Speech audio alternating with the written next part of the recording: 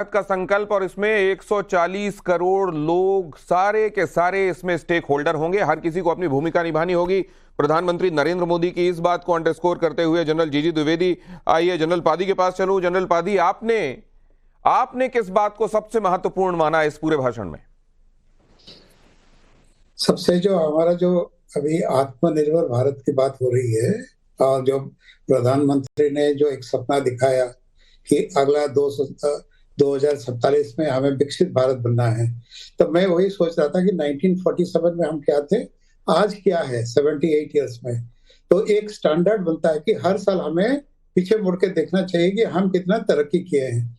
तो जब हम विकसित भारत में के लिए उन्होंने जो बताया, उन्होंने कई मुद्दे पे, उन्होंने अहम मुद्दे पे, बिकॉज हर भारतीय उसमें स्टेक होल्डर है, सैनिक खाली अकेला नहीं होता है। जब हम नेशन की बात करते हैं, नेशन का मतलब 140 करोड़ लोग और उनका जो सपना, उनका जो आकांक्षा है, वो सब सम्मिलित होता है। तो अगर ये सारा मिला के अगर हम देखते हैं तो उन्होंने हर बिंदुओं पे उन्होंने ध्यान दिया, जैसे manufacturing sector, education, health care के लिए, डॉक्टर्स के लिए उन्होंने कुछ बड़ी बड़ी मुद्दा में, ताकि हम भारत को, जैसे यूनिफॉर्म सिविल कोड की भी उन्होंने बात किया। आपने उन्होंने हर सेक्टर पे कि हमें आत्मनिर्भरता होना है। आत्मनिर्भरता तो हमें हर लड़ाई में भी हमने देखा है कि जहाँ पे हमें आत्मनिर्भरता, आप जो कह रहे हैं जनरल पादी, एक राउंड में आप सबके पास होकर आना चाहता हूं जल्दी से। आपका कहना यह है कि हर एक सेक्टर का समावेश ही विकसित भारत के संकल्प को पूरा करेगा, और इस बात का जोर दिखाई दिया उनके भाषण में भी। अवनिजेश जी, विश्व को यह भी कहना कि हमारे मजबूत होने से आप चिंतित मत होइए, ये आप सबकी समृद्धि और शांति का कारण बनेगा, और इस बात को लेकर आश्वस्त करना, इसको कितना महत्वपूर्ण मानते हैं आप? दिनेश जी, आज का जो प्रधानमंत्री का भाषण था वो मैं कहूंगा कि संबोधन भी था और उद्बोधन भी था। उन्होंने देश को संबोधित भी किया और देश की 140 करोड़ जनता का आह्वान किया कि वे देश की उस स्वप्न के साथ 2047 में जो विश्व में सर्वाधिक विकसित और सर्वाधिक शक्तिशाली राष्ट्र के रूप में भारत को स्थापित करने का जो आह्वान किया है, अद्भुत उत्साह और जोश से भरा हुआ था। महत्वपूर्ण बात यह है कि जिस भी, अभी जैसे कह रहे थे, किसी भी सेक्टर की बात, और प्रधानमंत्री का ये स्वभाव रहा है कि लाल किले की प्राचीर से वो देश के प्रत्येक नागरिक, चाहे वो किसी भी जाति, वर्ग, मजहब, वर्ण, सेक्टर, किसी भी कहीं से भी हो, उसको लगे कि देश आज वाकई, आज मैं इस देश का एक वो स्वतंत्र नागरिक हूं जिसमें मेरा दायित्व भी है और मेरा अधिकार भी है।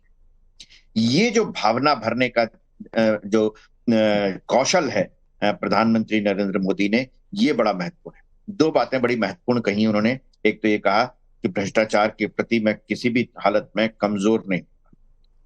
मुझे हैरत होती है कि वंदे भारत रेल यात्राओं पर बहुत, रेलवे एक्सीडेंट्स पर तो बहुत लोग बोलते हैं, लेकिन वंदे भारत पर पत्थर फेंकने वालों पर मैंने आज तक किसी का नहीं देखा। क्या मिलता है उनको वंदे भारत पर पत्थर फेंकने से? रेल की पटरियों पर पत्थर रख देने से क्या मिलता है और कौन लोग हैं वो? इसमें देश के प्रत्येक नागरिक की सहभागिता बहुत जरूरी।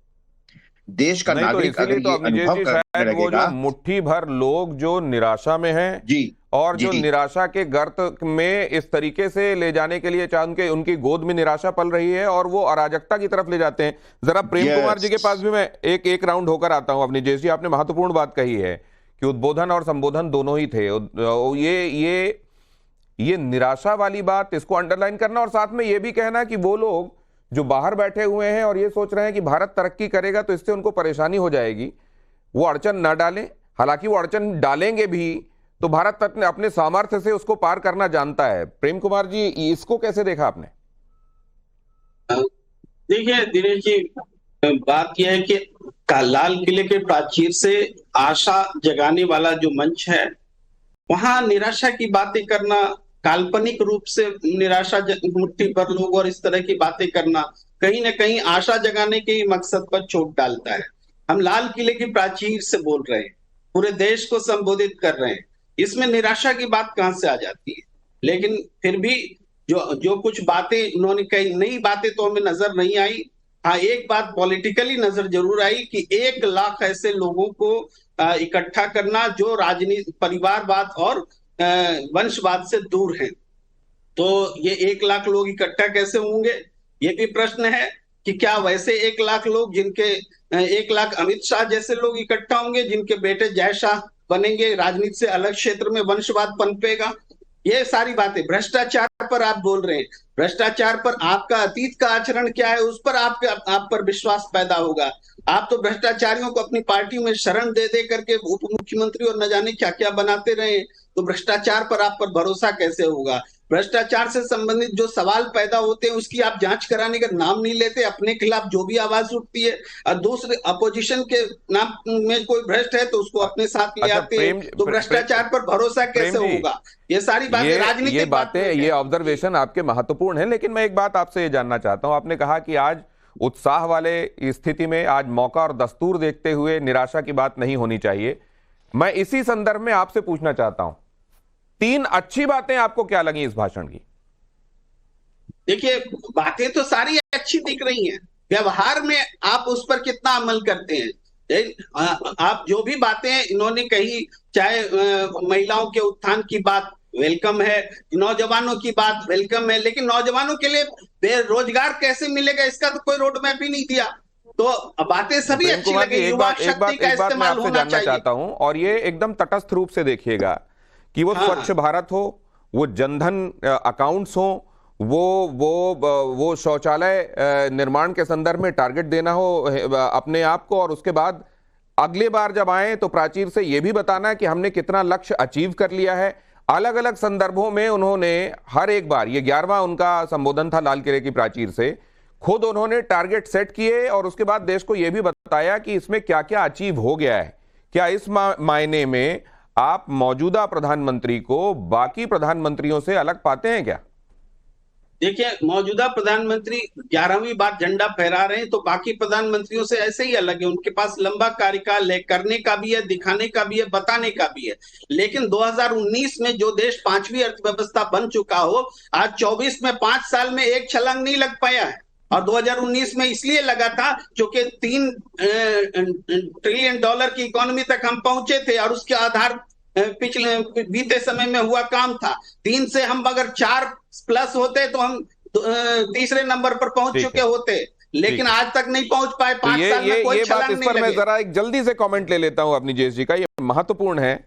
आंगन कुटी छबाए रखने के संदर्भ में कहा गया है और मुझे लगता है कि निंदक नियरे रखना चाहिए, लेकिन अवनीजेश जी इसमें से कितनी बातें आप समझते हैं कि ये क्रिटिसिज्म जायज है और किसको मानते हैं आपकी ये सिर्फ criticism for the sake of criticism है? दिनेश जी, निंदक जरूर रखना चाहिए, लेकिन वो निंदा राजनीति के क्षेत्र में और राष्ट्र के संदर्भ में तथ्यों पर आधारित हो। कितने वर्षों में 5वीं पर आए थे, ये भी तो प्रेम कुमार जी बताएं जरा। वो कह रहे हैं पिछले 4 साल में हम 5वीं से 4थी पे नहीं आ पाए, लेकिन कितने वर्षों में हम 5वीं पर पहुंचे थे, 11वीं से या उससे नीचे से, ये भी बताना चाहिए। एक बात मैं बड़ी साफ सी बात कहता हूं, जिनको प्रधानमंत्री ने खुद कहा कि जिनको सिर्फ निराशा के क्षेत्र में है कि कुछ नहीं होता, एक तरफ खुद प्रेम कुमार जी कह रहे हैं कि ऐसे आज के दिन निराशा की बात नहीं करनी चाहिए, और खुद प्रेम कुमार जी समूची निराशा की बातों को लेकर के आ रहे हैं। देश की कोई उनको विकास की प्रगति का कोई उनको दिखाई नहीं दे रहा, कोई उनको इस बात से मतलब नहीं है कि देश के गांवों में बिजली पहुंच गई है। ये जरा मैं खबर आपको बता दूं, ये जो अंडरस्कोर करने वाली बातें हैं उसमें सबसे महत्वपूर्ण, कोलकाता में रेप मर्डर मामले में विरोध और आक्रोश के बीच एक ये महत्वपूर्ण खबर कि लाल किले से महिला अपराध पर प्रधानमंत्री नरेंद्र मोदी ने कहा कि महिलाओं के खिलाफ ये अत्याचार चिंता की बात है और ऐसे अपराधों के खिलाफ जल्द से जल्द जांच हो, पाप करने वालों में डर पैदा हो। बेटियों के प्रति अत्याचार से देश में आक्रोश है, महिलाओं पर अत्याचार हो रहा है, अपराध करने वालों को सजा होनी चाहिए, और सिर्फ सजा नहीं होनी चाहिए, सजा ऐसी होनी चाहिए कि उसकी चर्चा हो, व्यापक चर्चा हो और लोगों में एक संदेश जाए। इसके ऊपर भी ये महत्वपूर्ण बात है जो लाल किले की प्राचीर से प्रधानमंत्री नरेंद्र मोदी ने कही है। किन शब्दों में कही है प्रिसाइसली, वो सुन लीजिए। फिर बार एक अपनी पीड़ा व्यक्त करना चाहता हूं। एक समाज के नाते हमें गंभीरता से सोचना होगा कि हमारी माताओं, बहनों, बेटियों के प्रति जो अत्याचार हो रहे हैं, उसके प्रति देश का आक्रोश है, जन सामान्य का आक्रोश है। इस आक्रोश को मैं महसूस कर रहा हूं। इसको देश को समाज को, हमारी राज्य सरकारों को गंभीरता से लेना होगा। महिलाओं के विरुद्ध अपराधों की जल्द से जल्द जांच हो, राक्षसी कृत्य करने वालों को जल्द से जल्द कड़ी सजा हो, वो समाज में विश्वास पैदा करने के लिए जरूरी है।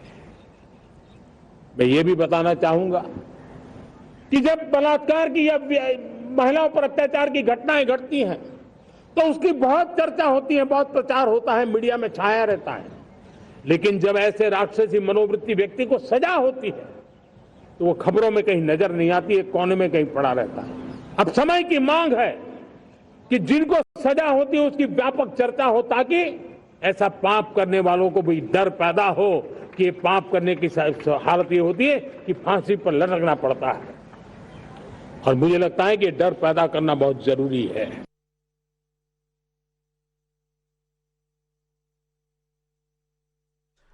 प्रधानमंत्री नरेंद्र मोदी ने ये बात जोर देकर कही है कि इन अपराधों को अब रुकना चाहिए और विकसित भारत का संकल्प लेकर हम अगर बढ़ रहे हैं तो ऐसे अपराधों की समाज में कहीं कोई जगह नहीं होनी चाहिए। इसकी व्यापक चर्चा हो, जब कभी इस तरह के अपराधियों को सजा मिले। अवनीश जी, इस बात को मौजूदा संदर्भों में कितना महत्वपूर्ण मानते हैं आप? नहीं, प्रधानमंत्री जी ने कहा, बिल्कुल साफ कहा, क्योंकि जो कृत्य हुआ उसकी चर्चा है, लेकिन कितने फास्ट तरीके से, और मैं इसमें बिना किसी राजनीतिक उद्देश्य के तमाम राज्यों में जो महिलाओं के प्रति अपराध हो रहे हैं, क्योंकि कानून व्यवस्था राज्य का मसला है, वहां पर कितने अपराध हुए और कितने कन्विक्शन हुए, क्योंकि ये तो आ जाता है कि उत्तर प्रदेश में इतने हुए, लेकिन कन्विक्शन कितने हुए ये नहीं आता।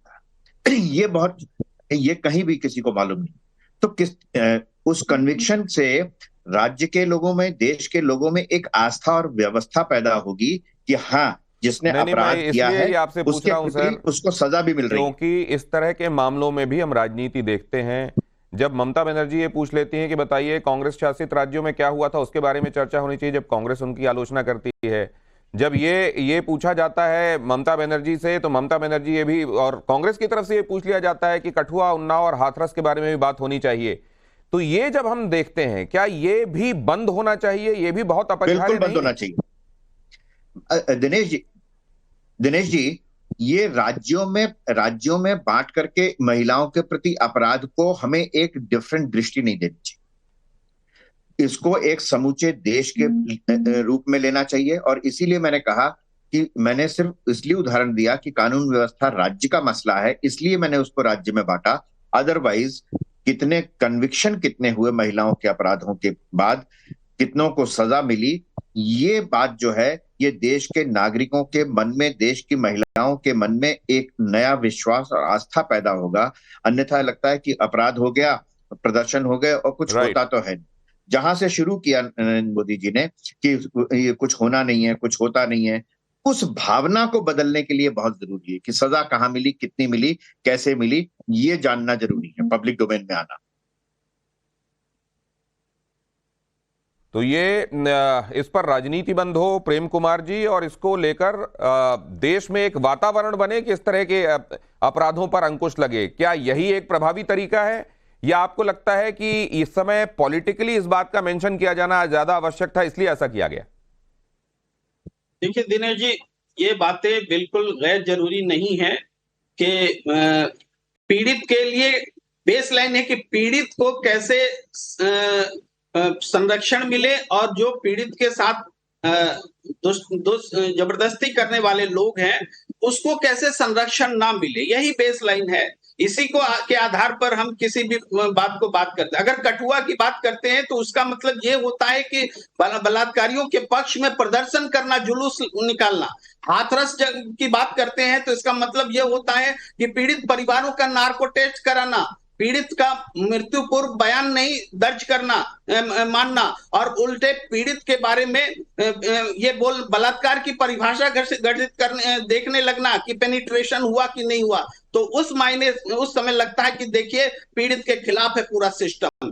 तो कठुआ और हाथरस सिर्फ नाम और शहर और घटना नहीं है, ये पूरे डिफाइन करते हैं कि हम किसके साथ खड़े हैं। हमें हमेशा पीड़ित को न्याय दिलाने के साथ खड़ा होना होगा। उसी नजरिए से बात को अगर हम पकड़ेंगे तभी हम सही दिशा में बात कर लेकिन पाएंगे। आप हो या अवनीश जी, एक बात तो दोनों ही कह रहे हैं।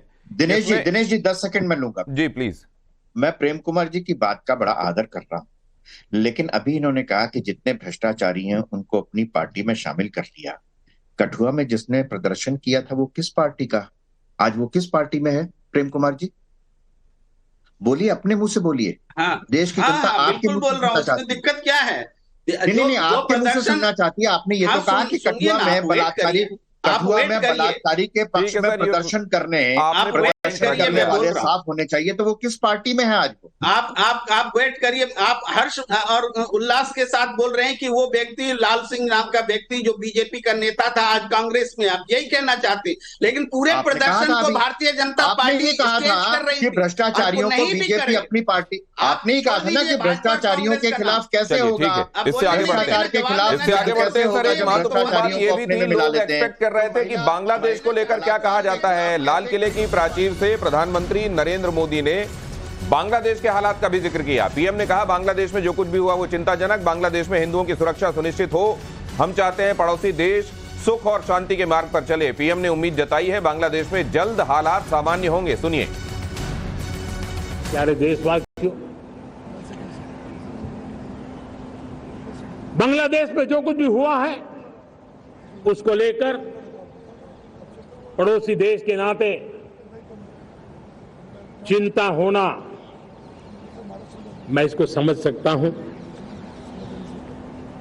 मैं आशा करता हूं कि वहां पर हालात जल्द ही सामान्य होंगे।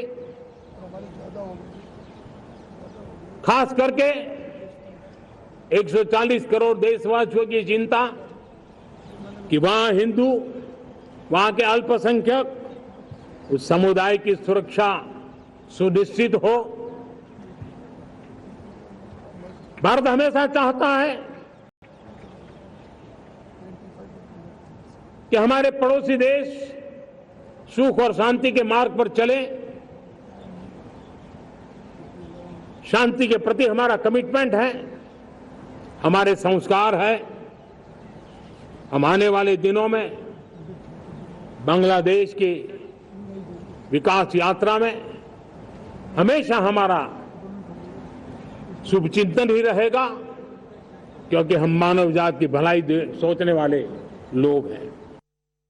और इस पर टिप्पणी के लिए कर्नल अशोक तारा जी से बेहतर कौन होगा, जिनको वीर चक्र मिला बैटल ऑफ गंगा सागर के लिए, और साथ में बांग्लादेश ने उनको फ्रेंड्स ऑफ लिबरेशन ऑन वार ये ऑनर दिया 2012 अक्टूबर में। सर, ये एक तो इस मामले में खास तौर से मैं आपकी टिप्पणी को महत्वपूर्ण समझूंगा। बांग्लादेश को लेकर प्रधानमंत्री ने जो कहा, आपके अपने अनुभव, इसको आप कैसे देख रहे हैं? सबसे पहले तो मैं ये कहूँगा कि आज स्वतंत्र दिवस के ऊपर प्रधानमंत्री जी ने अपने अभिभाषण में सबसे पहले तो जो शहीद हुए हैं जो भारत के लिए, उनके बारे में उनका सम्मान किया, मान किया। बाकी बातें एक नेता की तरह उन्होंने बताया कि भारत के अंदर की जो है चिंताएं हैं, बाहर की भी चिंताएं हैं उनको एक मजबूत नेता के लिए। और बाहर की चिंताओं को अगर हमको दूर करना है और अंदर की चिंताओं को दूर करना है, तो भारत को अंदर जो छोटी छोटी बातें हैं, जो पार्टियां हैं, उनको उन देश की खातिर उनको एक तरफ रखना है, और जिससे कि भारत की जो बड़ी चिंता है, जो अंदर की है और बाहर की है, उसके लिए हमको एकजुट के काम करना है। जहां बांग्लादेश का सवाल है, हमको नहीं भूलना चाहिए कि अगर बांग्लादेश कमज़ोर हो गया या जो हालत गुजर रहा है, वो भारत के ऊपर भी इसका असर हो जाता है। क्यों कि ये बांग्लादेश के लिए नहीं, ये वो पार्टियां हैं भारत के जो बांग्लादेश के अंदर हैं, उनको छोड़कर भी पाकिस्तान है, इस्लामिक है, जो बड़ी ताकतें हैं चाइना और अमेरिका हैं, जिससे कि जाहिर होता है पीछे इस हालत से पहले कि जब जो अमेरिका है उसको एक आइलैंड चाहिए था, मान ली वो जब उनको नहीं दिया गया, और इसी प्रकार चाइना को जो दो बड़े बड़े प्रोजेक्ट थे वो नहीं दिए। क्यों? कि वो बांग्लादेश और भारत के कमज़ोर थे और वो भारत को कमज़ोर करना चाहते हैं, जिससे कि वो भारत के जो साउथ ईस्ट एशिया है उसको जीते। इन चिंताओं को देखने के लिए अगर हम भारत जो है बांग्लादेश को हर हालत के अंदर मजबूत करेगा, क्योंकि उसकी मजबूती एक हमारे बाजुओं की तरह है, और भारत भी मजबूत होगा तो जिससे कि भारत अपना एक संसार के अंदर अपनी एक पोजीशन बना सकता है, एक अपनी मजबूती बता सकता है, जिससे कि भारत की पॉलिटिकल, मिलिट्री और इकोनॉमिकल जो स्ट्रेंथ है वो होगी, और देश दुनिया जो है उस चीज को मानेगी, दुनिया इसको सलाम करेगी, ये कहा जा रहा है कर्नल अशोक तारा जी की तरफ से। और बांग्लादेश के संदर्भ में इस बात को रेखांकित कर रहे हैं कि हमको अंदर अपनी मजबूती को इतना बढ़ाना है कि बाहर अपने आप चीजें अलाइन होनी शुरू हो। एक महत्वपूर्ण बात और कही लाल किले की प्राचीर से प्रधानमंत्री नरेंद्र मोदी ने, समान नागरिक संहिता का उन्होंने जिक्र किया। जो कानून धर्म के नाम पर बांटते हैं उनकी कोई जगह नहीं, हमें सेकुलर सिविल कोड की तरफ जाना है। यूसीसी संविधान निर्माताओं का सपना रहा है और यूसीसी पर देश में चर्चा होनी चाहिए, व्यापक चर्चा होनी चाहिए, और इसके लिए उन्होंने आह्वान भी किया। यूसीसी की जब भी बात होती है और कई लोग इसको अपने मजहबी मामलों में मदाखलत के तौर पर देखते हैं, जबकि प्रधानमंत्री नरेंद्र मोदी ने इस बात को अंडरस्कोर किया, अंडरलाइन किया कि ये हमारे संविधान निर्माताओं का सपना रहा है। जरा सुनिए उन्होंने क्या कहा, उसके बाद इस पर चर्चा करते हैं। हमारे देश में सुप्रीम कोर्ट ने बार बार यूनिफॉर्म सिविल कोड को लेकर जो चर्चा की है, अनेक बार आदेश दिए हैं, क्योंकि देश का एक बहुत बड़ा वर्ग मानता है, और उसमें सच्चाई भी है, कि जिस सिविल कोड को हम लेकर के जी रहे हैं वो सिविल कोड सचमुच में तो एक प्रकार का कम्युनल सिविल कोड है, भेदभाव करने वाला सिविल कोड है। ऐसे सिविल कोड से जब संविधान के 75 वर्ष मना रहे हैं, और संविधान की भावना भी जो हमें कहती है करने के लिए, देश की सुप्रीम कोर्ट भी हमें कहती है करने के लिए, और तब जो संविधान निर्माताओं का सपना था उस सपने को पूरा करना हम सबका दायित्व है। और मैं मानता हूं इस गंभीर विषय पर देश में चर्चा हो, व्यापक चर्चा हो, हर कोई अपने विचारों को लेकर के आए, और उन कानूनों को, जो कानून धर्म के आधार पर देश को बांटते, जो ऊंच नीच का कारण बन जाते हैं, ऐसे कानूनों को आधुनिक समाज में कोई स्थान नहीं हो सकता है। और इसलिए मैं तो कहूंगा अब समय की मांग है कि देश में एक सेकुलर सिविल कोड हो। हमने कम्युनल सिविल कोड में 75 साल बिताए हैं, अब हमें सेक्युलर सिविल कोड की तरफ जाना होगा, और तब जाकर के देश में धर्म के आधार पर जो भेदभाव हो रहे हैं, सामान्य नागरिक को जो दूरी महसूस होती है, उससे हमें मुक्ति मिलेगी। इस विषय पर आपका कमेंट लेना चाहूंगा प्रेम कुमार जी। दिनेश जी, मुझे आश्चर्य है कि पूरे कानून को ही कम्युनल बताया जा रहा है, जो एग्जिस्टिंग कानून है उसको कम्युनल बताया जा रहा है। अद्भुत है ये। और कम्युनलिज्म व्यवहार में और मानसिकता में होती है, और देश को आप कह रहे हैं कि जो आज तक देश में कानून है कम्युनलिज्म है, ये तो अद्भुत बात हो गई। यूसीसी आप लाना चाहते हैं, लाइए, सहमति से इस देश में यूसीसी लाने का कोई विरोध नहीं करेगा, आप सहमति बनाइए। इस देश के आदिवासी भी जल जंगल जमीन की लड़ाई के अधिकार की बात करते हैं, उसको ध्यान में रख करके आपको यूसीसी लाना पड़ेगा। नॉर्थ ईस्ट में हमने बहुत सारे जनजातियों को विशेष सुविधाएं दी हैं, उनको ध्यान में रख करके यूसीसी लाना होगा। यूसीसी का मतलब सबका साथ, सबको साथ लेकर के एक सहमत से बना हुआ कानून होना चाहिए। आपको रोका किसने है?